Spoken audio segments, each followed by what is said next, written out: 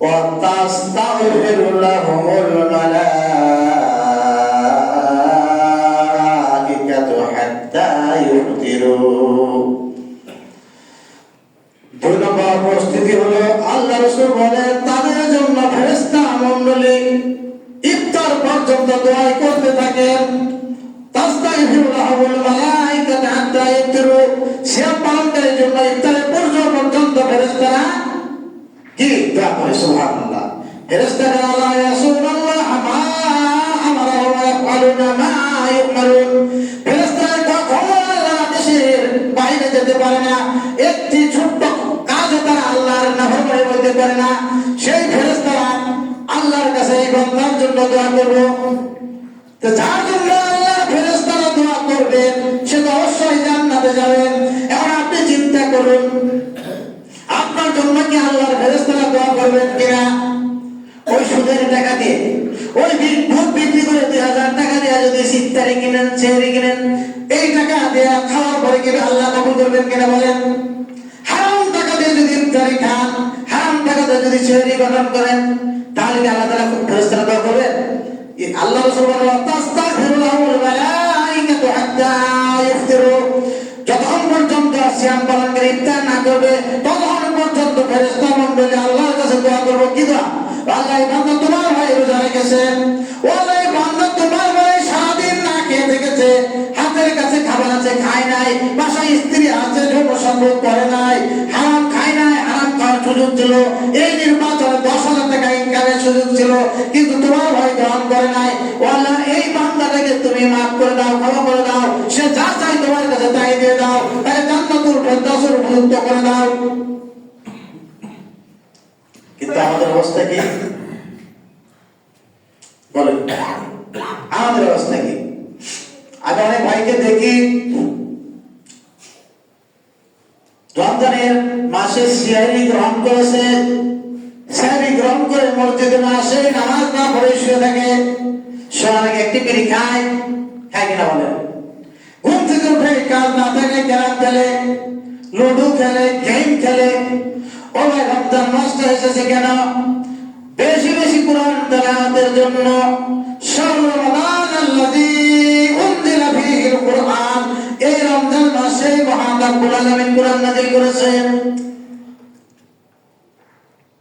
রাসূলুল্লাহ সাল্লাল্লাহু আলাইহি ওয়াসাল্লাম পবিত্র রমজান মাসে নিজে কোরআন টোটাল 30 পারা কোরআন জিবরাইল আলাইহিস সালামকে শোনাতেন। জিবরাইল পড়তেন, রাসূলুল্লাহ সাল্লাল্লাহু আলাইহি ওয়াসাল্লাম শুনতেন। তাই এটা সুন্নাহ। তাহলে এই রমজান মাসে ভাগ করে নেন, আপনি কয়টা খতম দিবেন, কয়টা সূরা মুখস্থ করবেন, কয়টা হাদিস করবেন, কয়টা ইসলামী সাহিত্য পড়বেন, কয়টি ভালো কাজ করবেন, কাকে কাকে দান করবেন, কত টাকা দান করবেন। এই রমজান মাস আসার আগে প্ল্যান করুন, প্রতিদিন কত টাকা দান করবেন, সপ্তাহে কত টাকা দান করবেন, কয়জন মানুষকে ইফতারি করাবেন, কয়জন মানুষকে সেহরি করাবেন। এখন থেকে যদি পরিকল্পনা না করুন, প্ল্যান না করুন, তাহলে কি রমজান মাসটা সুন্দর কাটবে? আমার ভাইরা, রমজান মাসে আসলে ইবাদতের মৌসুম, কাজগুলো কমিয়ে দেন। যারা চাকরি করেন, সরকারও তো তাদের চাকরির সময়টা শেষ করে দেয়, তাই না? আপনি রমজান মাসে বেশি বেশি ইবাদতের জন্য, তাজবীহ তাহলিলের জন্য, কোরআন তেলাওয়াতের জন্য, ইসলাম প্রচারের জন্য, ইসলাম প্রসারের জন্য সময় ব্যয় করুন। আপনি যদি সিএনজি চালান, রমজান মাসে 2 ঘন্টা কম চালান। আপনি যদি ড্রাইভার হন, রমজান মাসে 2 ঘন্টা ড্রাইভারি বন্ধ রাখুন। আপনি যদি কৃষক হন, আসরের আগে আপনার কৃষি কাজ শেষ করে বলুন। এবার একটি সময় বেছে নেন, যে সময় শুধু আল্লাহর সাথে আপনার কথা হবে, যে সময় দুনিয়ার কোনো কাজ কারবার আপনাকে ইবাদতে বিঘ্ন ঘটাতে পারবে না। এবং অনেক মানুষ দেখি সারাদিন না খেয়ে থাকে।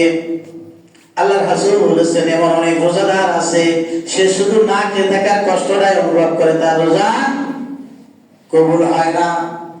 কেন রোজা কবুল হয় না? আল্লাহর হাবিব জনাবে মুহাম্মদুর রাসূলুল্লাহ বলেছেন, যে ব্যক্তি মিথ্যা কথা, অশ্লীল কাজ ত্যাগ করতে পারে না, ওই দিনের রোজার আল্লাহর কোনো প্রয়োজন নাই। তাহলে রমজান এসেছে মুত্তাকি বানানোর জন্য। সাহস যত মিথ্যা কথা বলেছেন, আজ থেকে এই মুহূর্ত থেকে তওবা করুন। হে আল্লাহ, আমি আর জীবনে মিথ্যা কথা বলবো না, তুমি আমার অতীতের গুনাহ খাতা মাফ করে দাও। অনেক খায়ের আছে রোজা থেকেও মিথ্যা কথা বলে। যে ব্যক্তি মিথ্যা কথা বলে তার রোজা আল্লাহর কাছে কবুল হবে না। যে ব্যক্তি হারাম খায় তার রোজাও আল্লাহর কাছে কবুল হবে না। যে ব্যক্তি এই দুনিয়াতে এই পৃথিবীতে এই কোরআনের বিরুদ্ধে চালন করে, আমার হাতে যে কোরআন খেয়াল করে দেখুন, যে ব্যক্তি এই দুনিয়াতে এই কোরআনের বিরুদ্ধে চালন করে তার ইবাদত একটাও আল্লাহ তাআলা কবুল করবে না। এই জন্য কোরআনের পথে অবশ্যই থাকতে হবে। আমার ভাইরা, এই রমজান মাসটাকে এমন ভাবে সাজিয়ে নিন যেন কমপক্ষে অন্ততপক্ষে আপনি একবার খতম করতে পারেন 30 পারা কোরআন। আপনি যদি ঘুমানোর পূর্বে আধা পারা পড়েন, ফজরের নামাজের পর আধা পারা পড়েন,